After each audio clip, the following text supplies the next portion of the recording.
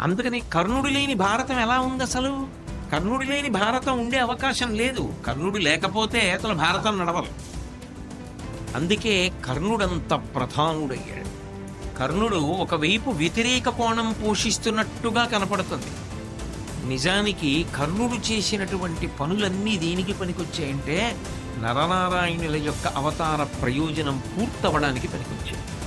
తాను చేద్దామనుకున్నది ఒకటి, తాను చేసింది వేరొకటి. యథార్థమునకు ఆయన అర్జునుడితో యుద్ధం చేద్దాం అనేటటువంటి కోర్కెని పొంది ఉండి దుర్యోధనుణ్ణి రెచ్చగొట్టడం ధర్మ సంస్థాపనకు మార్గమైంది. ఏ ఒక్క రోజునైనా కర్ణుడు దుర్యోధనుణ్ణి అర్జునుణ్ణి పడగొట్టడం అంత తేలికైన విషయం కాదయా. అంత తేలిగ్గా అర్జునుణ్ణి చంపేస్తానని ఎలా అనుకుంటున్నావు? అర్జునుడు నా చేతిలో పోవచ్చు, నేను అర్జునుడి చేతిలో పోవచ్చు.